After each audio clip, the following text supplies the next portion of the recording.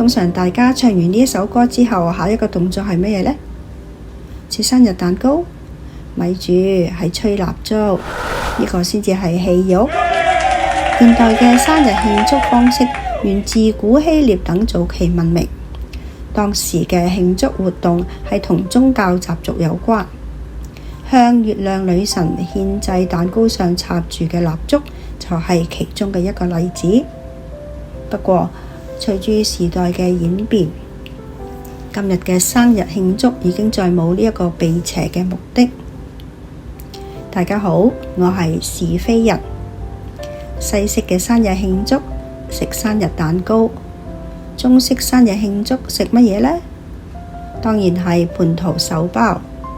講到蟠桃，就想到清代才子紀曉嵐嘅一首詼諧竹壽詩。有一次，佢嘅一位翰林朋友為母親祝壽，紀曉嵐都有前往祝賀。各位翰林朋友喺宴席上請紀曉嵐寫一首祝壽詩，誰不知詩嘅第一句係：這個婆娘不是人。所有在場嘅人頓時大吃一驚。紀曉嵐跟住講：9天仙女下凡塵。隨即所有人轉驚為笑。第三句：生下兒子去作賊，翰林嘅家人氣上心頭。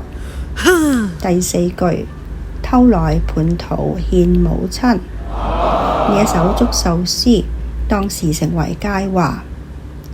蟠桃會係中國古代神話傳說中嘅神仙宴會。相傳3月初3係王母娘娘嘅誕辰。當日王母娘娘嘅宴會係以蟠桃獻請眾仙，眾仙趕赴瑤池為佢祝壽，就成為咗長歲同埋長壽嘅美好祝願。孝道係儒家嘅倫理價值，以禮敬天、以孝奉親係核心嘅踐行。中國古代民間本來係冇慶祝生日嘅習俗，只有老年人先至過大壽。古代人平時過生日，往往只係父母親煮幾隻雞蛋就係過生日，叫做小生日。直到年滿60歲先至過大生日。因為古時醫療尚未發達，產子對母親嚟講係一個大考驗。好多母親因為難產而去世，因此古人視生日為母親嘅受難日。到咗南北朝，佛教盛行，慶祝佛誕嘅活動喺全國普及。唐朝天下太平，喺盛世嘅景象中，唐玄宗喺開元17年大舉慶生，並且將自己嘅生日定為千秋節，係歷代第一次將皇帝嘅生日定為節日，標誌住慶生活動嘅官方化。上行下效，社會各階層亦都跟住慶祝生日，慶生禮俗都開始慢慢形成。60歲稱為花甲，60年為一個週期，稱一個甲子。加上到咗呢陣時候，一般頭髮都已經花白，所以稱為花甲。70歲稱古稀，因為杜甫有首詩寫道：人生70古來稀而得名。77稱喜壽，因為個喜字嘅草書形似77 3個字嘅連寫。80稱大壽，呢陣時子女會為老人祝高壽。88稱米壽，因為個米字寫起嚟似88呢3個字嘅組成。99稱白壽，因為100個白字少咗一橫，就係白色個白字。古代嘅祝壽禮雖然冇一套嚴格嘅程序，但幾乎所有人都隆重其事。民間一般祝壽前會將家居佈置一番，仔女會喺牆上掛壽字、壽聯或者白壽圖。壽堂地下會鋪上紅地氈。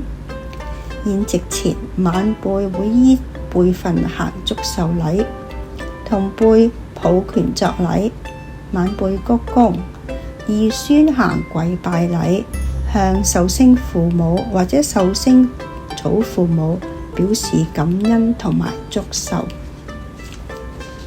古代有啲有錢人家，宴席上甚至會安排戲曲表演，上演蟠桃會、八仙祝壽等劇目嚟助興。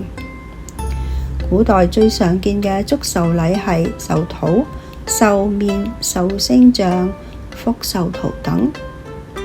有一次，我喺一套古裝劇見到一個80大壽祝壽嘅場景，令我非常印象深刻。有一位後輩為呢位壽星送上一部手抄版嘅六祖壇經作壽禮。呢份禮物真係好有智慧，亦都好有意思。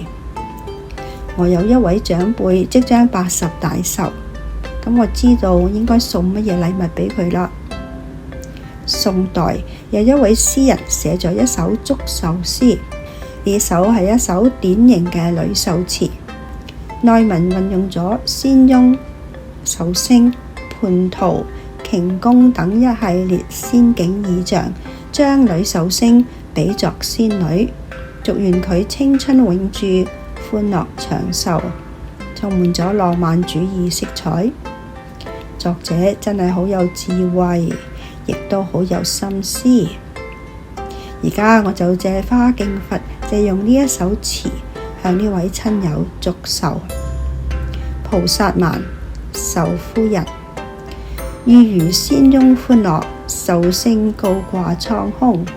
蟠桃紅熟也，3000年一度，開滿瓊宮。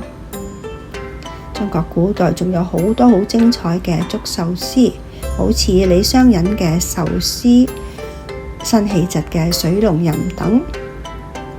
中國古代嘅祝壽詩詞係一座文化寶庫，通過優美嘅文字同埋豐富嘅意象，將對生命嘅禮讚、對長者嘅尊敬以及祝福融為一體。呢啲詩詞唔單止係儀式上嘅點綴，更加係中國傳統孝文化、禮文化同埋吉祥文化嘅集體體現。今日嘅分享到此為止，請按讚、轉傳、訂閱及按小鈴鐺。多謝你哋嘅收聽，下一輯再見。